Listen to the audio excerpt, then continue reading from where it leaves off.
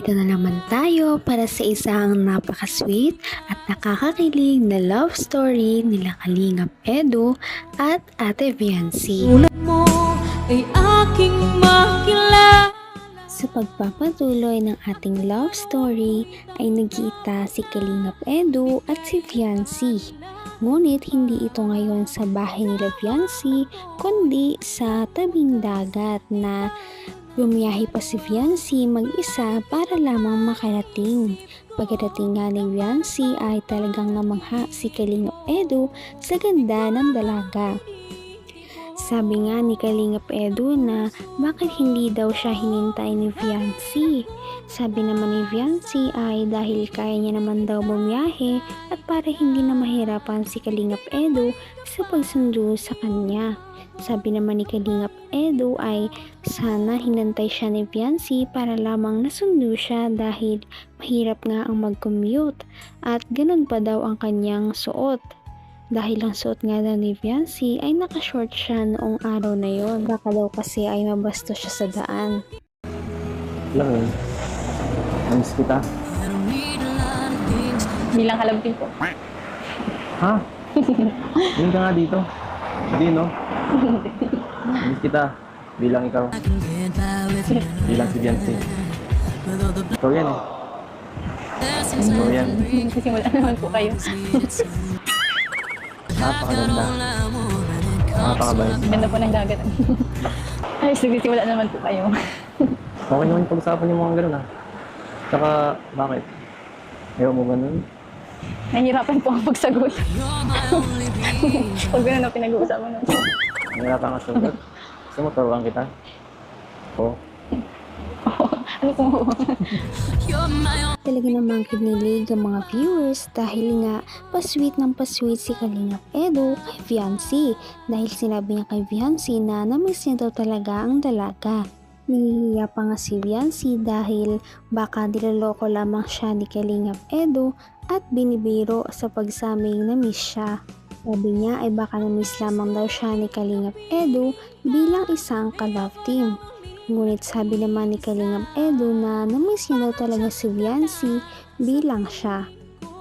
Maya-maya ay dumating na ang Kalingap Boys at si Kalingap Rab, kaya naman lumipat na sila sa loob ng kubo. At ngayong araw nga na yon ay gagawa sila ng isang Q&A portion na siyang sasagutin ng tambalang Kalingap Edu at Viancy dahil para naman masagot ang mga questions ng mga manonood at para malinawan na rin kung ano ba talaga ang kanilang nararamdaman sa isa't isa. Totoo bang may crush ka kay Eds? Ay! Talaga dyan. Nabigla. Nabigla. Hindi na rin alam kung ano yung sasagot ko. Totoo ba? Kalamansi o sagot? Sagutin na yan! Sagutin na yan! Kalamansi? Kalamansi o sagot? Kalamansi po. Hala! Question ka Ano ba laman. yan? Kain mo, eh. Ganun ka? Ganun ka, Viancy? Ah,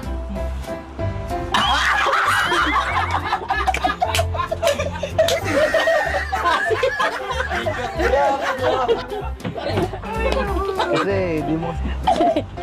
Isang tanong pa lang, kalamansi agad.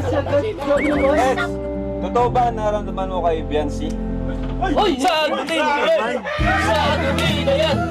Sagutin! Sinagot na nga Grabe nga dahil kahit first question pa lang ay parang hindi na kaya ni Viancy kaya naman pinili niya ang kalamansi dahil ayaw niya munang sagutin ang tanong na kung crush niya ba talaga si Kalingap Edu o hindi. Ngunit si Kalingap Edu naman ay tinanong ay grabe naman at oo talaga siya na gusto niya talaga daw si Viancy. Napakatapang nga naman talaga ni Kalingap Edu na harapin ang mga questions para sa kanya dahil kahit isang beses ay hindi siya nagkalamansi dahil ito ay kanyang sinagot ng tapat at buong katapangan. Sabi niya bakit naman daw siya matatakot kung totoo naman daw talaga ang kanyang nararamdaman para kay Viancy. Maya-maya ay painit ng painit ang mga tanong na sinasagot nilang dalawa. Marami na nga nabubunyag na sikreto na dapat na silang dalawa lamang ang makakaalam. Naman, may vlog or wala sa vlog, ano yung pinaka-sweet na sinabi mo kay Biancy? Pinaka-sweet na words na sinabi mo sa kanya? Ay, hirap naman sabihin, dami nanonood eh.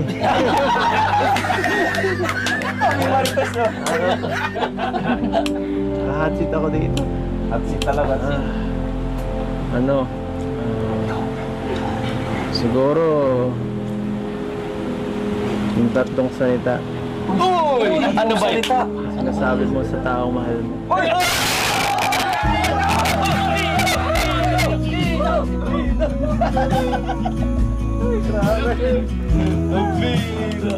Parang ang dali lang kay Eds, ano? Biancy, pawis-pawis na.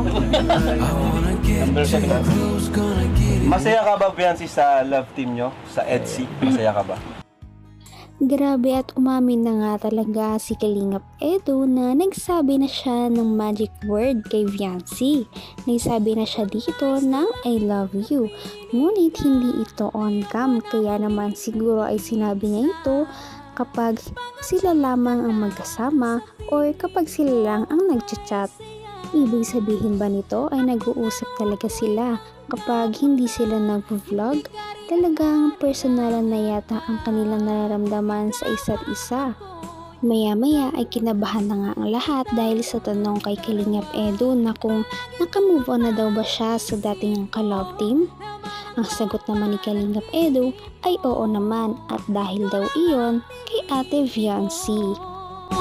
ng puso ko. Kung sakali lang kung sakali lang, may pag-asa ba si Edu? Kung sakaling manligaw, ganun. Sagutin na yan. Sagutin na yan. Sagutin na yan. Sagutin na yan. Tago niya na ito, tago niya.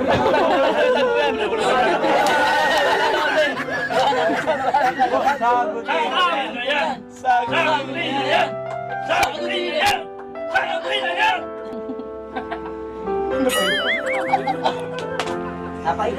Nagbelo, nagbelo. Yes or no? Siguro po.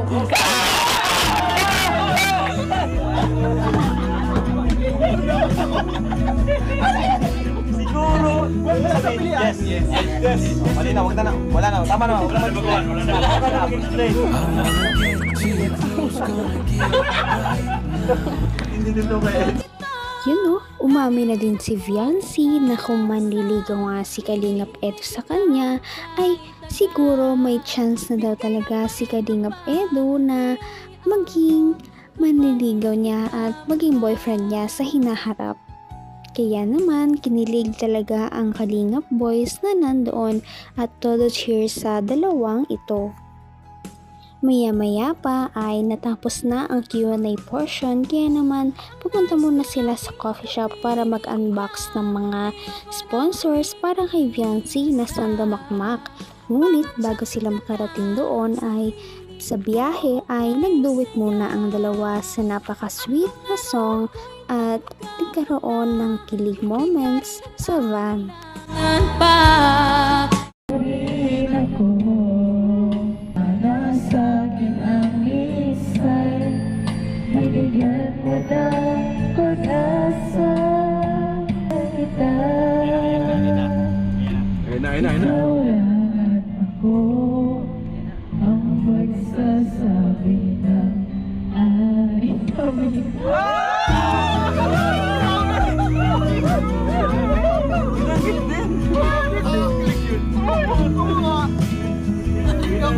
Tagal natin hinintay yun. Tama, may tama. May tama siya, guys. Sa akin ang misay, binigyan mo ng pag-asa, basta't mahal kita.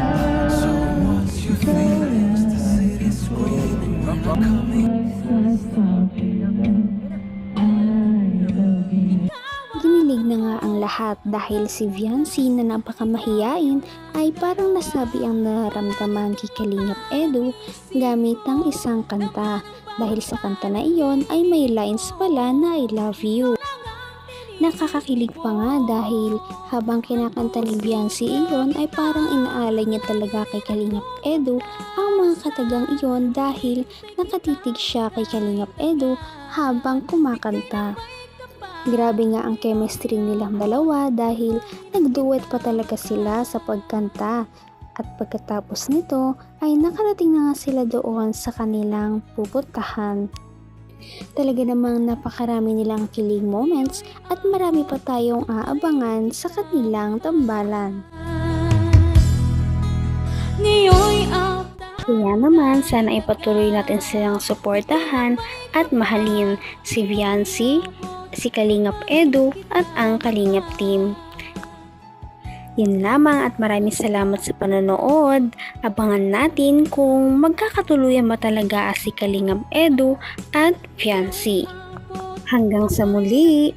Bye! ngayon'y abot